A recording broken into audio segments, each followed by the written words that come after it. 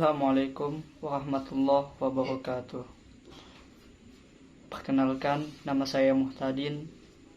Saya dari jurusan PBA, Pendidikan Bahasa Arab. Saya di sini ingin menyampaikan tentang sejarah perkembangan bahasa Indonesia.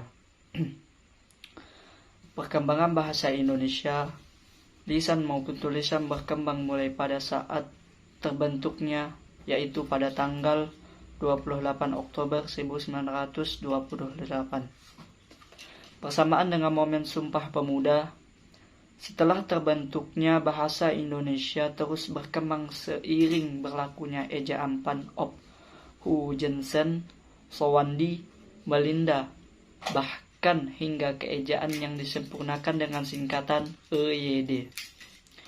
Ini adalah beberapa contoh sederhana bagaimana bahasa Indonesia dengan pesat mengalami perkembangan. Bahasa Indonesia yang telah dikenal oleh khalayak umum merupakan bahasa Melayu yang menjadi lingua franca atau bahasa penghubung di Nusantara kala itu. Bahasa Melayu telah ada sejak dahulu kala. Keberadaan bahasa Melayu pun dapat dilirik dalam saat persiapan Kongres Sumpah Pemuda pada tahun 1926. Para pemuda masih mempersalahkan tentang sebutan Bahasa Persatuan Indonesia. Kemudian M. Tabrani mengusulkan bahasa Melayu diganti dengan bahasa Indonesia, dan hal ini pun disetujui pada tanggal 2 Mei 1926. Berawal dari bahasa Melayu, kontak dengan budaya asing yang kemudian menggunakan bahasa Melayu dan menjadi bahasa yang akhirnya diganti dengan istilah bahasa Indonesia pada tahun 1926. Bahasa Indonesia kemudian masuk ke dalam 3 kategori perkembangan, yaitu 1. Bahasa pemersatu. 2. Bahasa resmi negara. 3. Bahasa internasional.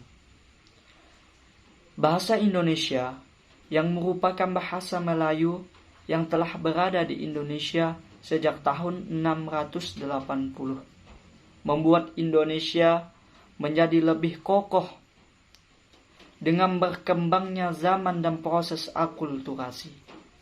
Bahasa Indonesia tetap menjaga keutuhannya, diawali dengan bahasa pemersatu yang menyatukan setiap suku.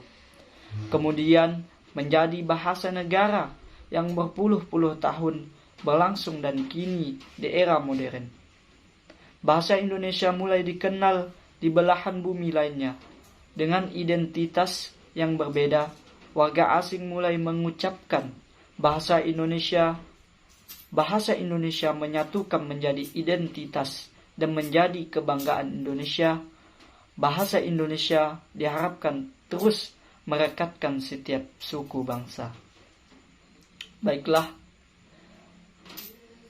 semoga apa yang saya sampaikan bermanfaat bagi kita semua, karena kesalahan selalu datangnya dari diri saya pribadi dan kebenaran selalu datangnya dari Allah Subhanahu wa taala. Saya akhiri, wassalamualaikum warahmatullahi wabarakatuh.